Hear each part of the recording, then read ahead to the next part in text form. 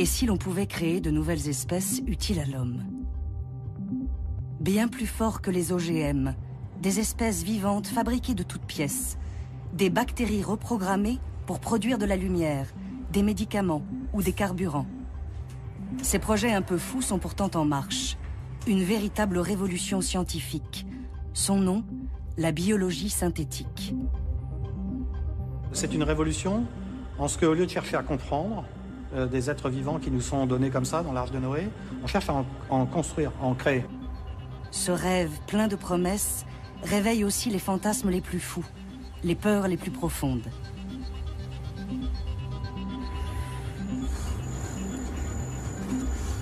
Cette nouvelle révolution industrielle utilise les formes de vie. Elle les traite comme des usines à fabriquer des nouveaux matériaux. Et cela va changer considérablement la société. Ça aura un impact majeur sur l'environnement.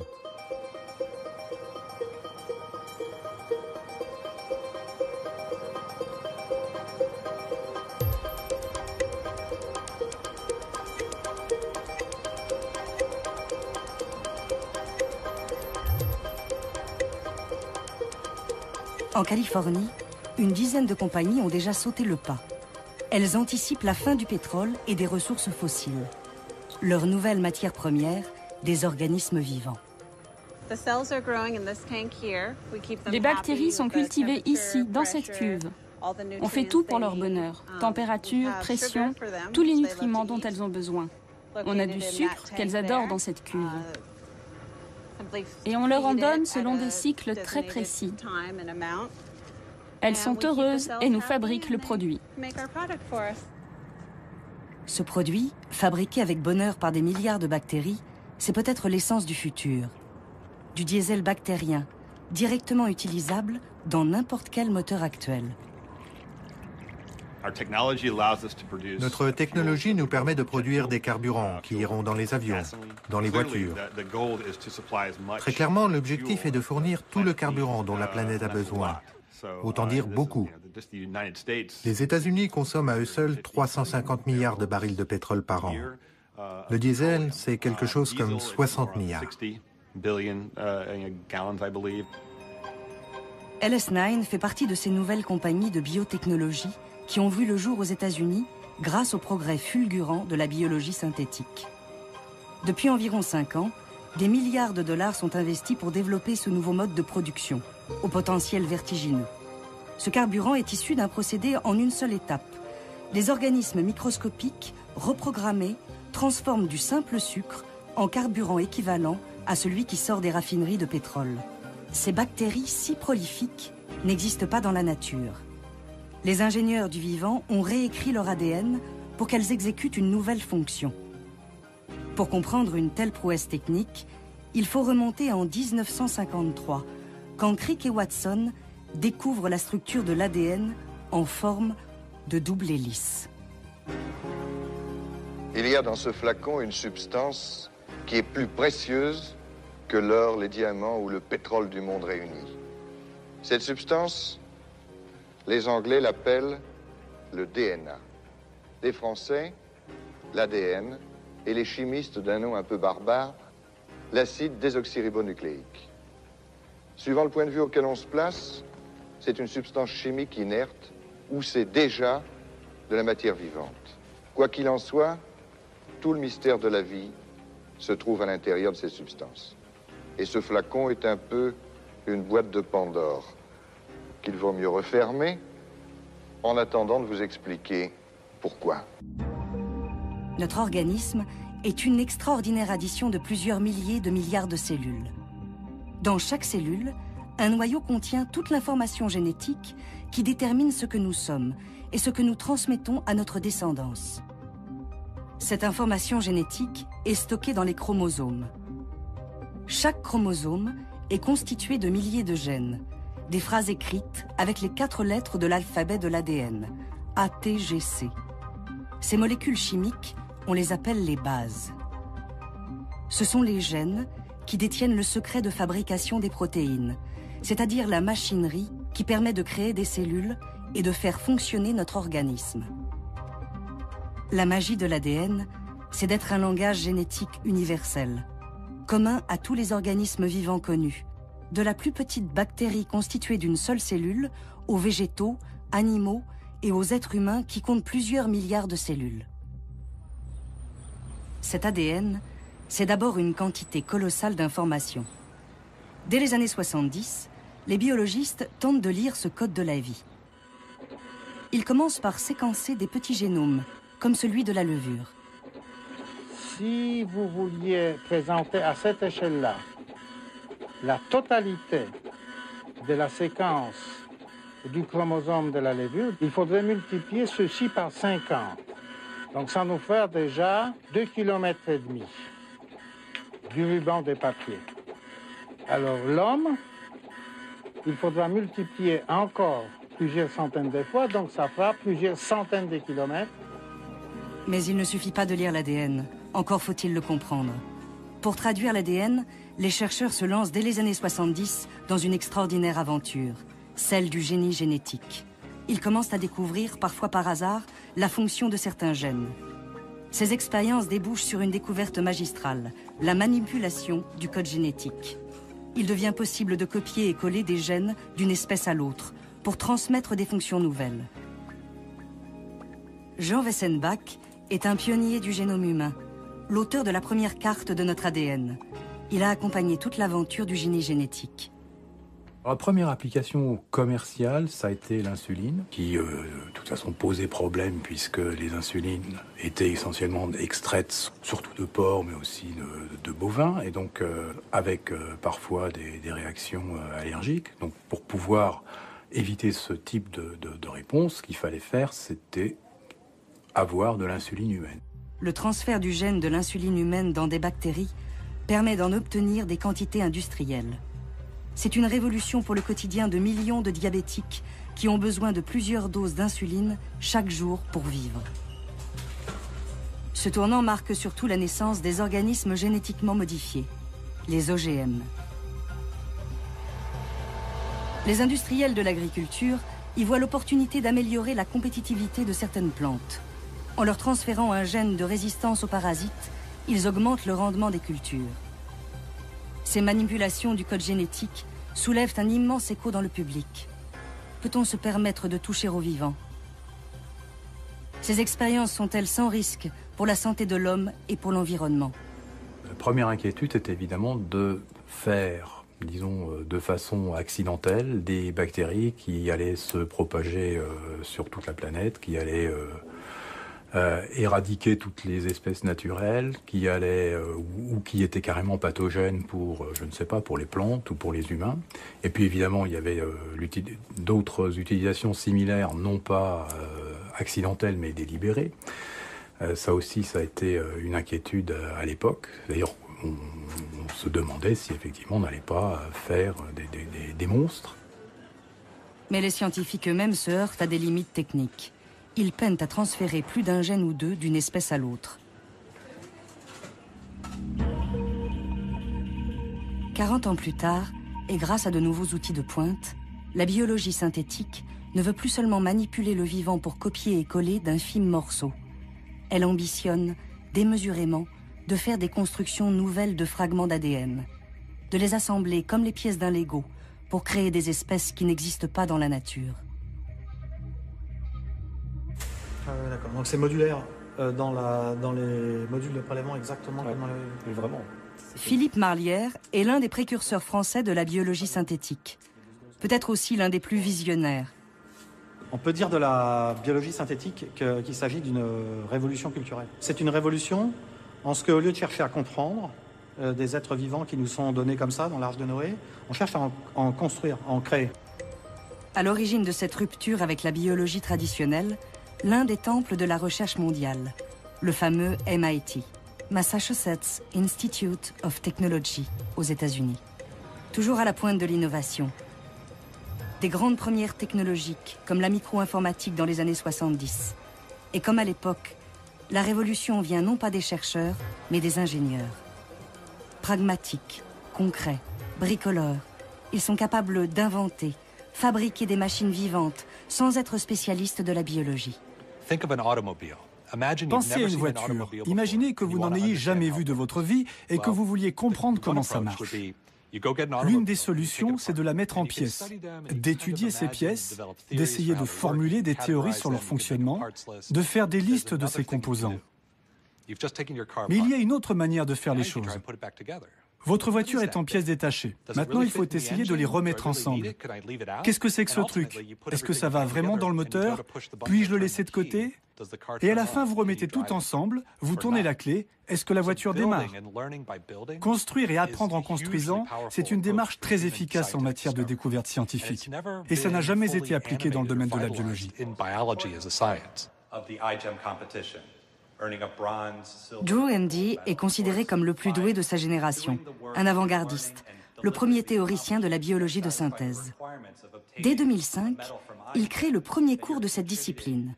Ses élèves, des apprentis ingénieurs. Pour passionner les jeunes avec cette nouvelle approche de la biologie, il lance avec des collègues un grand concours de biologie synthétique, iGEM. Les participants d'iGEM doivent présenter au jury des machines biologiques, des machines vivantes. Pour les ingénieurs comme Drew Handy, la nature est une technologie comme une autre, une gigantesque caisse à outils de fonctions miraculeuses, comme la capacité qu'ont les plantes, par exemple, à transformer la lumière du soleil en énergie. Je suis un ingénieur. J'aime la biologie car elle fait partie de ce que nous sommes. Mais c'est aussi un outil de fabrication très puissant. Une feuille, pensez juste à une feuille d'une plante. C'est un panneau solaire auto-assemblé qui se recycle tout seul. C'est extraordinaire en fait et ça fonctionne vraiment. Donc imaginez si on pouvait reprogrammer des choses comme ça avec de tels pouvoirs. Ce qui fascine les ingénieurs, c'est de construire des machines complexes à partir de composants très simples et standardisés, comme les ordinateurs, véritable addition de processeurs, de mémoire, de nombreuses pièces détachées. Appliqué à la biologie, et grâce à une connaissance très approfondie des espèces vivantes, le défi est d'isoler sur l'ADN des fragments, des gènes, aux fonctions bien précises pour en faire des pièces standards et interchangeables, comme les briques d'un jeu de Lego. Une brique de Lego, c'est justement le trophée remis au vainqueur du concours iGEM. Dans ce concours, les Legos sont des gènes à assembler et recombiner en une construction plus complexe. Une véritable machine biologique. Ces Legos d'ADN ont été baptisés biobriques. Ce sont des fragments d'ADN écrits avec les 4 lettres du code génétique, ATGC. Ils ont tous une fonction bien précise. Par exemple, la luciole est dotée de plusieurs gènes qui la font briller dans l'obscurité. Pour copier ces gènes utiles, les techniciens recourent à un synthétiseur d'ADN. Exactement comme une imprimante à jet d'encre, ils puisent dans 4 cartouches les bases de l'ADN. Au lieu de couleurs, la machine extrait les bases chimiques A, T, G, C. Pour recréer un morceau d'ADN devenu entièrement synthétique, c'est-à-dire fabriqué par la main de l'homme. Au MIT, toutes les biobriques créées par les étudiants du concours iGEM sont répertoriées en ligne. Elles s'accumulent d'année en année. Une sorte de catalogue de vente par correspondance, à la seule disposition des nouvelles équipes du concours. Ces précieuses briques sont conservées dans un simple frigo. Randy Redberg est le maître des lieux. C'est l'un des fondateurs du concours iGEM. Après une longue carrière dans l'informatique, il voit en la biologie synthétique la nouvelle frontière des ingénieurs. Il est à l'origine avec Tom Knight du concept même des biobriques. Nous avons 5000 biobriques dans ce frigo qui ont été créées par les précédentes équipes d'iGEM. Quand les étudiants les reçoivent, ils peuvent mettre de l'eau pour réhydrater l'ADN, l'aspirer dans une pipette, l'introduire dans une cellule et la faire se multiplier pour qu'elle fasse à peu près tout ce qu'ils veulent. Quand ils reçoivent ces briques, les étudiants sont très excités parce que pour la première fois, ils disposent d'un millier de vrais morceaux d'ADN avec lesquels ils peuvent construire tout ce qu'ils veulent. Et ça, c'est quelque chose que leurs professeurs n'ont jamais pu faire de toute leur carrière. Cambridge, en Angleterre, l'une des plus prestigieuses universités mondiales, ne manquerait pour rien au monde le concours. Chaque année, le top départ est donné en juillet. L'excitation est à son comble chez les apprentis ingénieurs. Comme 130 équipes concurrentes, celle de Cambridge doit imaginer une machine biologique construite à partir des biobriques du MIT. Mais il ne suffit pas de programmer un nouvel ADN. Encore faut-il qu'il s'anime et devienne un véritable organisme vivant. Pour y parvenir, les étudiants doivent insérer leur programme dans un châssis. Le châssis idéal, c'est une bactérie, Escherichia coli, dite E. coli. Elle est sortie de l'anonymat en 2011. Certaines souches extrêmement virulentes ont été à l'origine d'intoxications alimentaires, parfois mortelles. Mais en temps normal, c'est une star des biologistes, utilisée par tous les chercheurs car son génome est très bien connu. La meilleure preuve que toutes les souches d'E. coli ne sont pas mortelles, c'est que nous en hébergeons des milliards sur notre peau et dans tout le corps. Nous en comptons même plus que de cellules. Ces bactéries nous sont indispensables. Celles qui séjournent dans notre intestin, par exemple, permettent la digestion.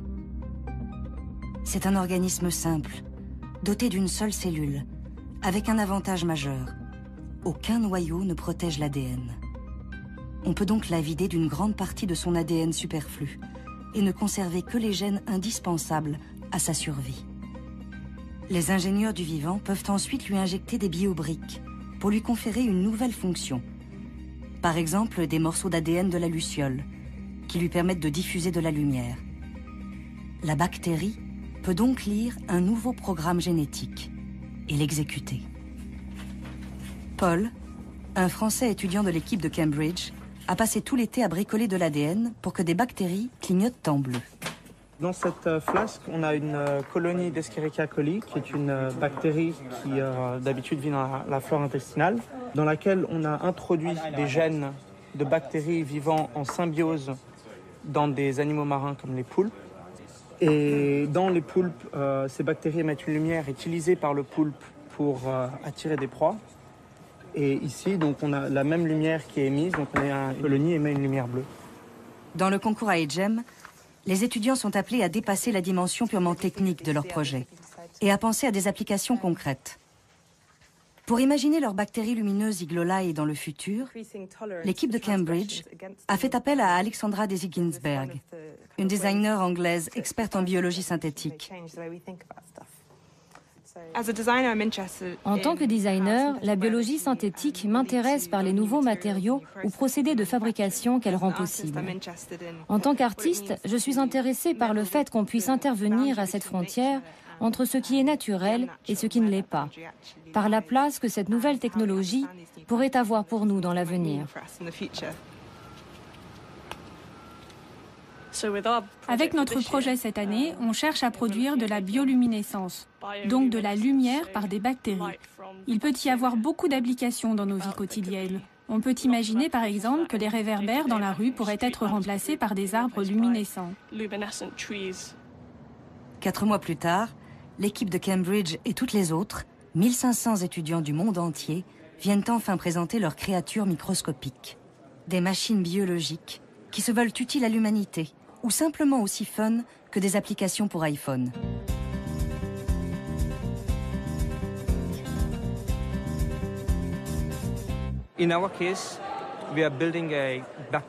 On a construit un système bactérien qui peut détecter les cellules cancéreuses. Pour les pays en développement, les systèmes de détection sont indispensables, mais doivent être accessibles. On s'est juste dit qu'on pouvait, avec un système bactérien, parvenir à la même efficacité qu'avec les technologies très coûteuses qui existent aujourd'hui.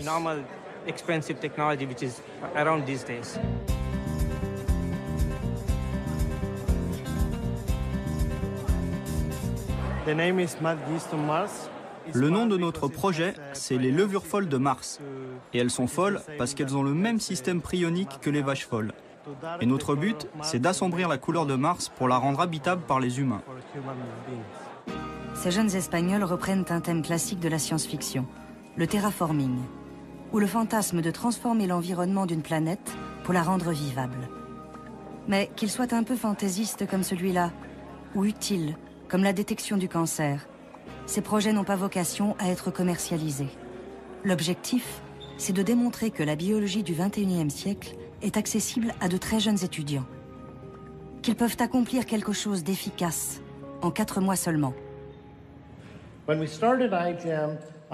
Quand j'ai lancé iGEM, mes amis du MIT, qui sont des professeurs de biologie et donc des gens très intelligents, m'ont dit que ce que je faisais était mal. Que je me moquais des étudiants en leur faisant croire qu'ils pourraient accomplir quelque chose en un été. J'aimerais faire un petit sondage. Selon votre expérience d'iGEM, est-ce que la biologie est trop complexe pour des étudiants non diplômés? Non, ok. Je crois qu'on a répondu à la question. En 6 années d'existence, le concours iGEM a vu défiler des projets de plus en plus sophistiqués.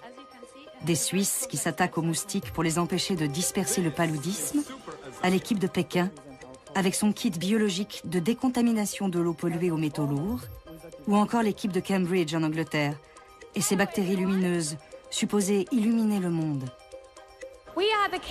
Nous sommes l'équipe iGEM de Cambridge et voici Iglolai.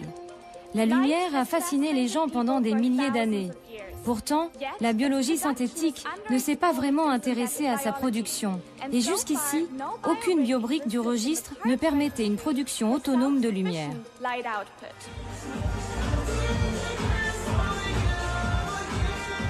Les participants au concours iGEM sont 2 fois plus nombreux chaque année. Tous séduits par ce mélange de fun, d'une apparente facilité et de résultats concrets qui est une manière radicalement nouvelle de faire de la biologie.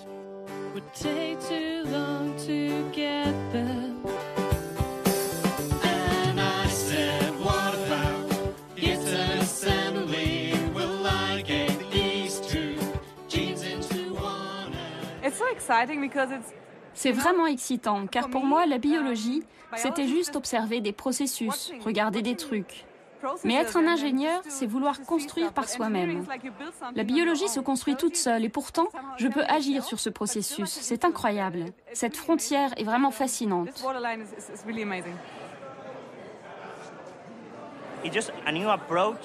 C'est une nouvelle approche pour faire la même chose plus vite et en mieux.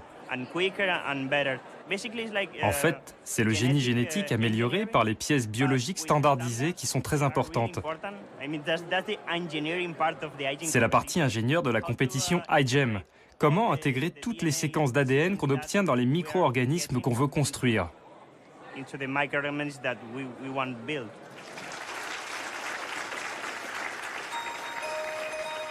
Cette future génération illustre une rupture majeure avec la biologie traditionnelle. Les ingénieurs veulent utiliser le vivant, non plus seulement pour le comprendre ou le modifier, mais pour en fabriquer un de toutes pièces, plus utile.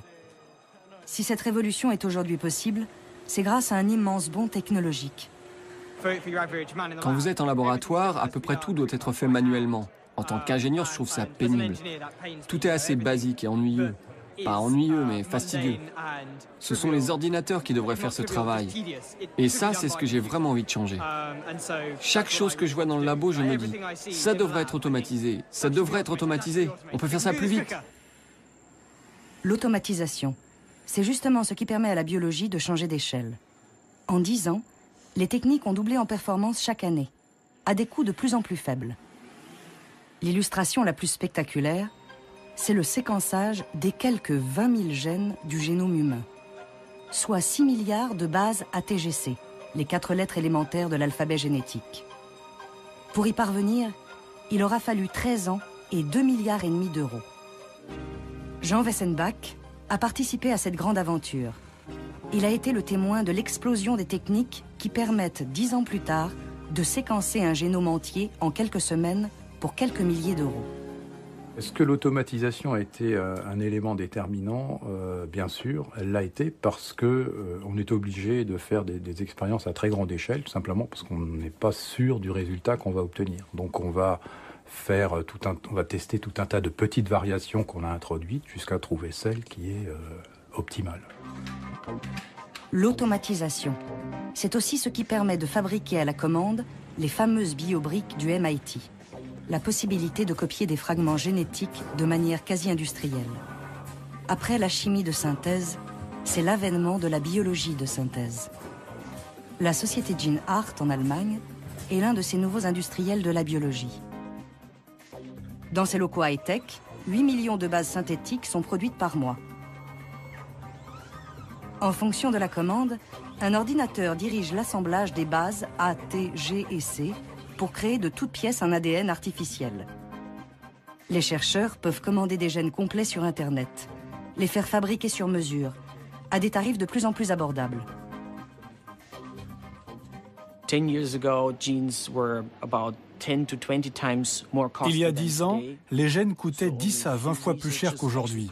Seuls quelques chercheurs pouvaient se permettre d'acheter des gènes synthétiques et même quand ils essayaient de les fabriquer eux-mêmes, ça leur coûtait très cher. Aujourd'hui, ils peuvent tout simplement les commander en ligne à un prix plus qu'acceptable, entre 500 et 1000 euros, au lieu de 20 ou 50 000 euros. Il y a 10 ans, ça tenait aux compagnies et aux chercheurs plusieurs mois pour fabriquer un gène. Aujourd'hui, on peut le faire en 5 jours. Cette démocratisation pose un évident problème de sécurité. Si quelques clics de souris suffisent à commander des gènes synthétiques sur Internet, comment en empêcher l'utilisation malveillante? Selon Gene Hart, des contrôles stricts garantissent que les gènes synthétiques ne sont livrés qu'à des entreprises et laboratoires autorisés à les commander. En fait, on vérifie chaque client qui passe une commande à Gene Hart, ainsi que chaque séquence demandée.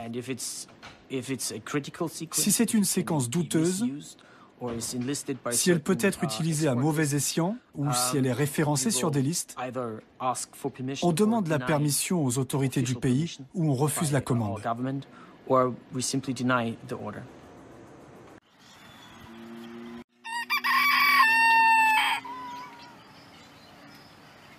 Now that age is upon us.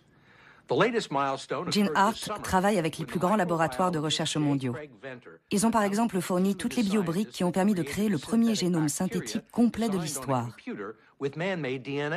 Cette prouesse technique est l'œuvre de Craig Venter, un scientifique réputé dans le monde des biotechnologies pour un ego, une audace et des moyens financiers considérables. Venter a mis 15 ans pour créer ce génome entier. Avec l'aide de puissantes machines, son équipe a pu assembler l'ADN complet d'une bactérie, avant de l'introduire dans un châssis, une autre bactérie vidée de son propre ADN. Ce nouvel organisme s'est animé et reproduit. C'est la première fois qu'un organisme vivant se développe avec un ADN entièrement conçu par la main de l'homme. Craig Venter suscite des réactions très contrastées. Ses performances techniques impressionnent, mais son ambition assumée de créer la vie agace et inquiète. Parmi ses détracteurs, l'ETC Group, un comité de vigilance canadien qui analyse les conséquences des nouvelles technologies. C'est surtout un lanceur d'alerte. L'un de ses porte-paroles, Jim Thomas, un ancien de chez Greenpeace, craint que Venter n'ambitionne de contrôler l'industrie du vivant. On voit des sociétés comme Synthetic Genomics de Craig Venter, qui espère qu'il sera le Microsoft de la biologie synthétique, ou le Microsoft devrait-on dire. Ces gens essaient de verrouiller des positions incontournables et d'acquérir les techniques clés afin de contrôler la discipline tout entière. On a vu ça se produire avec les logiciels, avec les OGM, avec les nanotechnologies. Et maintenant, c'est en train de se produire pour la biologie synthétique. Comme l'informatique, la biologie synthétique veut conquérir le monde. Et d'ailleurs, le destin de ces deux disciplines est aujourd'hui intimement lié. Les progrès de la biologie synthétique dépendent étroitement de ceux de l'informatique, de l'augmentation constante de la puissance de calcul des ordinateurs. Le code génétique et le code informatique ont un point commun, une quantité colossale d'informations qui peuvent être traitées de plus en plus rapidement. L'analogie entre ces deux disciplines va encore plus loin. Dans les années 70, des jeunes fascinés par les débuts de l'informatique se retrouvaient sous le nom du Homebrew Computer Club dans leur garage pour tenter des expériences. C'est là que Steve Jobs, fondateur d'Apple, créa son premier ordinateur. La biologie synthétique exerce la même fascination aujourd'hui. Les jeunes passionnés par cette nouvelle discipline se sont regroupés sous le nom de Do-It-Yourself Biology, la biologie maison en quelque sorte. Surnommés les biohackers, En référence aux pirates informatiques, les hackers, ces étudiants sont souvent présentés comme des apprentis sorciers, bricolant de l'ADN dans leur garage. Ces amateurs sont surtout des passionnés de science et de technologie, de véritables champions de la débrouille. Avec une dizaine d'euros, Mac, Dan et Dakota ont mis au point un bioréacteur, une machine capable de cultiver des algues et d'en extraire du carburant.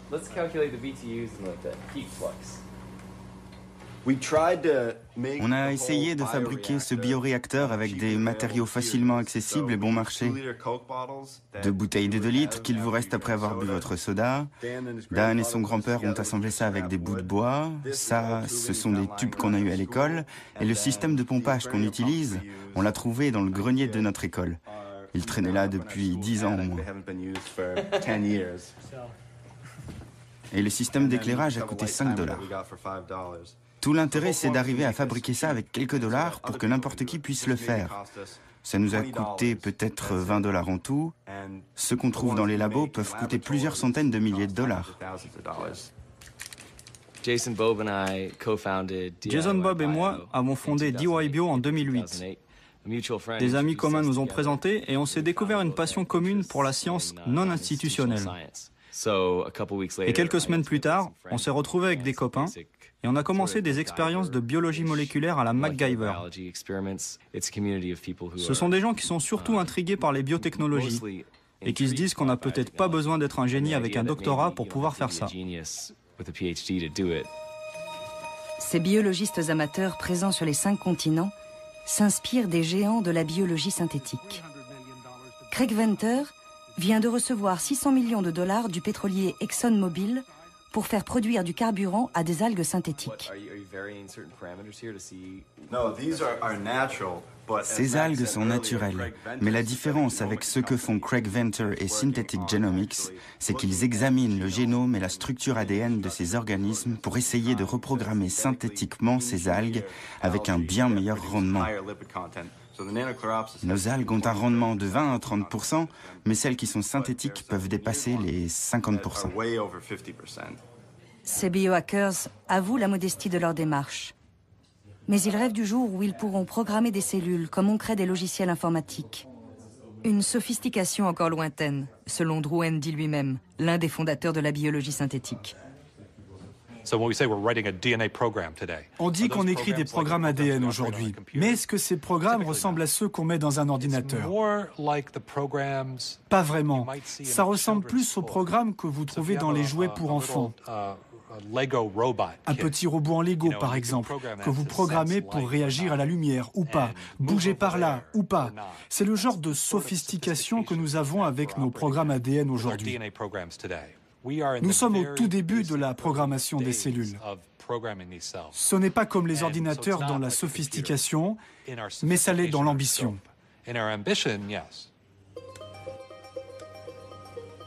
Même si la biologie de synthèse paraît être une technologie naissante, dont l'efficacité reste modeste, des milliards de dollars sont déjà investis pour la rendre opérationnelle à grande échelle.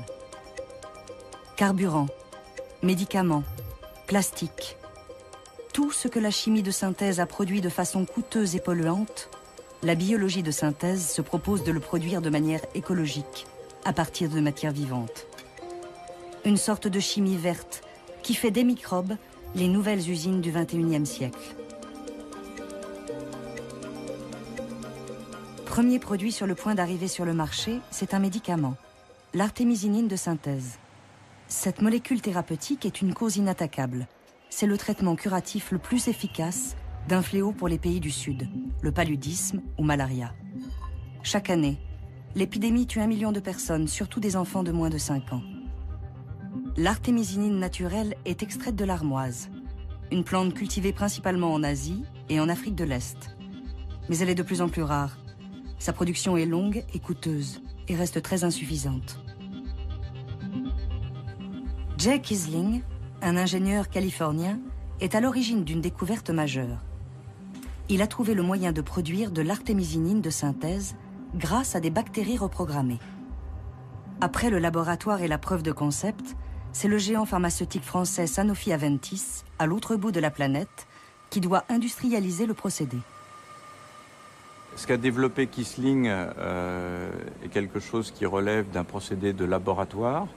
Ils avaient déjà des performances qui étaient intéressantes, mais ensuite, quand il s'agit de passer de l'échelle d'une vingtaine de litres maximum à des fermenteurs qui seront des fermenteurs de l'ordre de 100 à 200 mètres cubes, donc, qui sont des fermenteurs de taille industrielle. Ça, c'est un travail qui n'avait pas ou peu été approché par l'équipe de Kissling et d'Amiris et qu'on a largement développé pour pouvoir être capable d'aller en phase d'industrialisation.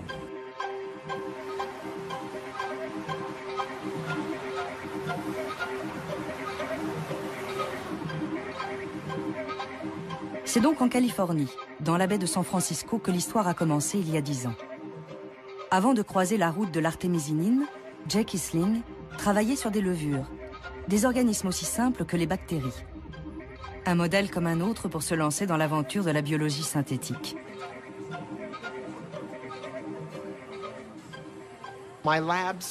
Avant ça, mon laboratoire a passé 10 ans à développer des outils pour transformer des levures et la bactérie E. coli. Au moment de choisir un produit pour nos expériences, l'un de mes étudiants m'a dit « Tiens, regarde cet article sur l'artémisinine ». On s'est dit « Super, c'est un produit aussi bien qu'un autre ». À part mes cours de biologie, je ne savais pas grand-chose sur le paludisme. On a donc appris beaucoup sur les circuits métaboliques et on s'est mis au travail.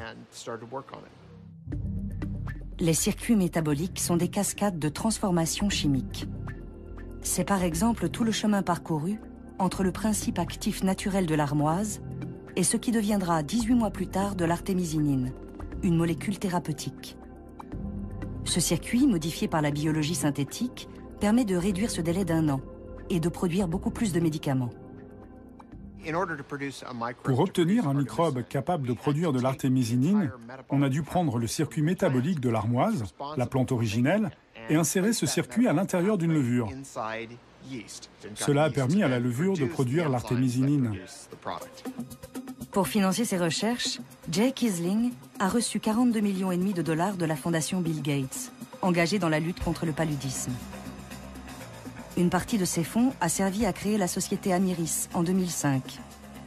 Une compagnie à la mentalité très californienne, qui ne recrute que des salariés mus par une même ambition, avoir un impact positif sur le monde. On s'est dit, waouh, de toutes les choses utiles qu'on peut imaginer faire en utilisant la biologie synthétique, améliorer la disponibilité de ce médicament qui connaissait en 2004 une véritable pénurie, ça permettrait de fournir un traitement à chaque enfant atteint du paludisme. Et franchement, même si j'adore la technologie comme tout le monde ici, ça, c'est la raison pour laquelle on se lève chaque matin. Ce qui a séduit la Fondation Gates, c'était l'idée d'utiliser la biologie synthétique pour répondre au grave manque d'antipaludéens efficaces. D'ici 2013, la moitié de la production mondiale d'artémisinine, assurée jusque-là par des paysans d'Asie et d'Afrique, sera remplacée par les cuves de fermentation de Sanofi Aventis. Ce qui est prévu, c'est qu'en fait, on équilibre le marché à un prix qui soit un prix d'équilibre qui ne laisse pas les paysans d'un côté.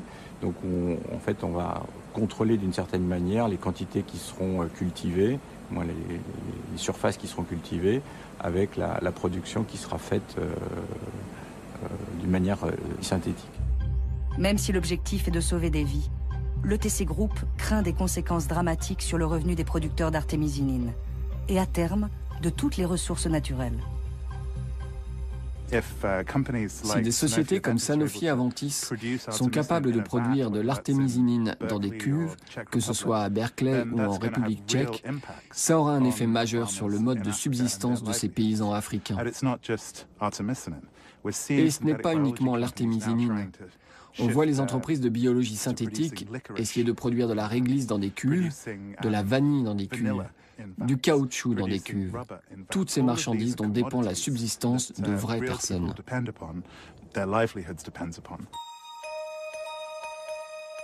De fait, la biologie de synthèse pourrait remplacer la plupart des produits naturels.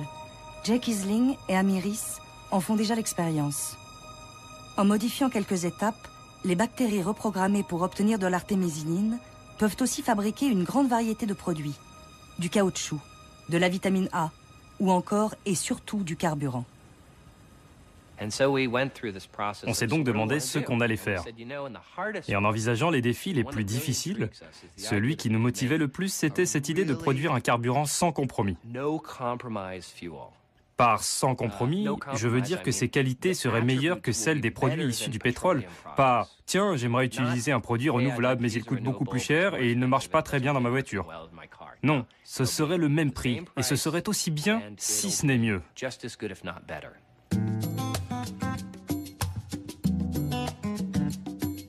Avec la biologie synthétique, les compagnies pétrolières ont peut-être trouvé la réponse à l'après-pétrole. Leur nouveau pétrole, c'est la biomasse. Le bois, les plantes, les résidus végétaux et alimentaires. La biomasse englobe tout ce que la planète compte de matière vivante à convertir en énergie. Les biocarburants de première génération sont très critiqués car fabriqués à partir de ressources, comme les céréales ou la betterave. Des ressources alimentaires indispensables aux pays en développement. La biologie synthétique affirme qu'elle va régler ce problème en utilisant une autre biomasse pour nourrir ces bactéries reprogrammées, sans concurrence avec l'alimentation, comme les déchets végétaux. Mais pour les écologistes comme l'ETC Group, cet argument est un leurre. Quelle qu'elle soit, la biomasse n'est pas inépuisable. La surexploiter pourrait s'avérer catastrophique à long terme. Les nouvelles compagnies de biologie synthétique, comme Amyris, aiment à dire qu'ils participent à la nouvelle économie verte, qui va remplacer le pétrole par l'utilisation de la biomasse et des sucres. En réalité, ces compagnies ont des accords avec les compagnies pétrolières, avec Total, avec BP, avec Shell, avec Chevron. Et au bout du compte, ce seront les mêmes grosses compagnies qui contrôleront ces nouvelles ressources. Le problème avec ça, c'est que vous changez les matières premières, et donc vous changez l'économie dans laquelle on vit. Il n'y a tout simplement pas assez de biomasse pour faire ça. Si la biologie synthétique tient ses promesses, c'est toute l'économie mondiale qui devra s'adapter à une nouvelle révolution industrielle. Mais a-t-on suffisamment de recul pour propulser cette technologie naissante dans notre vie quotidienne? L'arbre du vivant, qui a permis l'évolution de toutes les espèces, va connaître une nouvelle branche.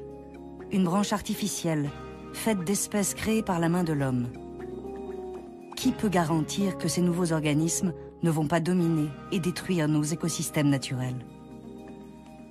Pour contrer ces peurs, Randy Redberg, l'une des grandes figures de la biologie synthétique, s'appuie sur son expérience de l'informatique. Il a vu la naissance des premiers ordinateurs dans les années 60 et le fantasme de machines qui allaient devenir des cerveaux géants, remplaçant la main de l'homme. Pour lui, les peurs liées à la biologie synthétique seront aussi infondées. Les ordinateurs se sont améliorés de plus en plus, mais ils ne sont pas devenus plus intelligents. Ils sont devenus meilleurs en musique, en graphisme, dessin, interface, en communication, en réseau. Je pense que c'est un peu la même chose pour la biologie synthétique. Se demander si on crée de la vie ou pas, si c'est une forme d'évolution ou pas, n'est pas le plus important pour décrire la biologie synthétique. Le point fondamental, c'est que nous pouvons construire des systèmes qui peuvent faire des choses importantes. Il faudrait donc considérer les espèces synthétiques comme n'importe quelle autre technologie, à la différence près que les bactéries reprogrammées sont des espèces vivantes qui vont évoluer. Aussi, pour d'autres scientifiques, des précautions s'imposent. Leur solution ? Créer un nouveau code génétique incompatible avec le vivant tel qu'il existe dans la nature. Philippe Marlière et ses collègues ont essayé de changer l'une des 4 lettres de l'ADN. Ce nouvel alphabet génétique ne serait plus ATGC, mais AXGC. L'expérience était intéressante parce que, d'abord, il était impossible de dire s'il serait possible, par un moyen purement automatique, extrêmement simpliste, de forcer une bactérie conventionnelle à adopter au cœur de sa matière génétique une lettre que nous aurions décidée. Alors, est-ce que ce serait possible? Et deuxièmement, si c'était possible, combien de temps ça prendrait? Combien d'étapes d'adaptation génétique? Pour se reproduire, les bactéries ont besoin des 4 bases chimiques ATGC. Pour forcer la bactérie à dépendre d'une base artificielle X, l'équipe de Philippe Marlière a mis au point une culture de bactéries automatisée. Quand les bactéries ont du mal à proliférer, la machine leur donne la base naturelle T. Quand au contraire, elles se reproduisent massivement, elles reçoivent la base artificielle X. À la surprise des chercheurs eux-mêmes, la bactérie s'est mise à proliférer de mieux en mieux avec la base artificielle X. En l'espace de 5 mois seulement, elle s'est complètement adaptée au changement de son texte génétique. Maintenant, on va essayer de changer les 3 autres bases. D'abord séparément, et puis ensuite on va essayer de les changer tout ensemble, de manière à s'éloigner le plus possible du vivant tel qu'on le connaît. Mais il est clair que le jeu en vaut la chandelle parce que, ce faisant, on va parvenir à des espèces vraiment artificielles pour le coup, et qui vont dépendre d'ingrédients qu'il n'y a absolument pas dans la nature et qu'elles sont incapables de fabriquer elles-mêmes. Le pari de Philippe Marlière, c'est que plus les espèces synthétiques seront différentes des espèces naturelles, et moins elles pourront se mélanger. Mais cette capacité de réécriture du code génétique pose une autre question. Et s'il devenait possible de créer de nouveaux organismes, plus dangereux? Certains parlent déjà de bioterrorisme, de bacilles synthétiques de l'anthrax ou de la peste. Il n'est pas du tout évident que des gens vont créer en laboratoire des virus plus dangereux que ceux qui existent dans la nature. Je ne dis pas qu'on ne pourrait pas le faire dans 100 ans, mais la nature se débrouille plutôt bien. Fièvre hémorragique, Ebola, HIV, SARS, la grippe, il y a déjà pas mal de bons exemples et il y en aura probablement d'autres.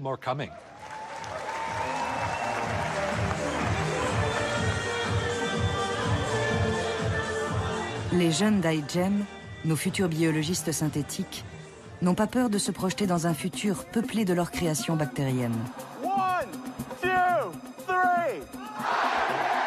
3. En 2009, l'équipe de Cambridge avait remporté le Grand Prix d'iGEM pour son projet Ichromai. Leurs bactéries synthétiques étaient capables de prendre plusieurs couleurs selon le contexte.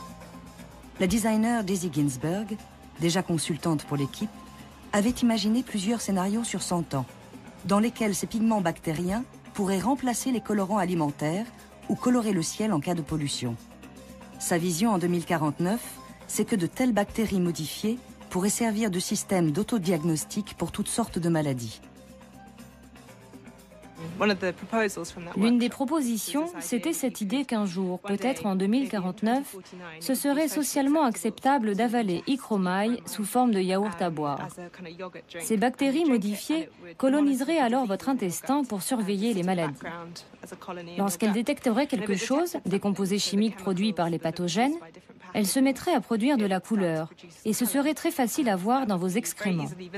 Alors on a fait une valise d'excréments qu'on a emmenée à iGEM. Et certains ont trouvé ça vraiment dégoûtant. C'était un très bon moyen de tester les réactions des gens. D'autres ont trouvé que c'était une idée géniale.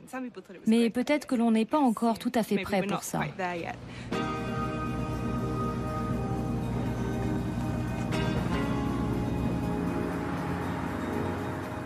Les fondateurs du concours iGEM, Drew Endy et Randy Redberg, rêvent d'un futur où la biologie synthétique fera partie intégrante de nos vies. Où notre peau ne serait pas seulement un repère de bactéries, mais une fabrique vivante de parfums. Imaginez qu'on puisse reprogrammer les bactéries qui vivent sur notre peau pour générer différentes fragrances. À quoi ressemblerait l'industrie du parfum ? Un industriel qui aurait mis au point un cocktail de produits chimiques formant un excellent parfum pourrait travailler avec des ingénieurs en biologie synthétique pour faire fabriquer ces composants par un micro-organisme, un organisme qui vit sur notre peau. Comment diffuser ce nouveau parfum dans le monde entier? En le mettant sur Internet. Sous quelle forme? Sous la forme d'une séquence d'ADN qui programme les composants constituant le parfum. Partout dans le monde, les gens pourraient télécharger cette séquence d'ADN, la synthétiser sur place et modifier leur peau avec un parfum vivant.